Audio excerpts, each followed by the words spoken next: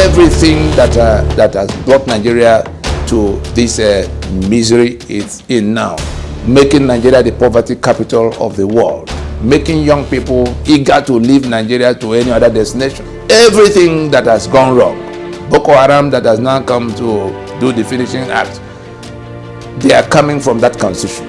The government does not owe the citizen any obligation at all. If they build school or hospital or secure you for 5 minutes, it's discretionary to them.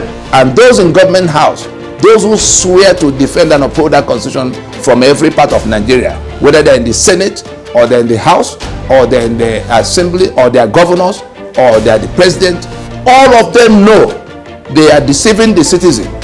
Anybody who wants to get away from this enslavement imposed by this constitution must now join those who say that that constitution must go down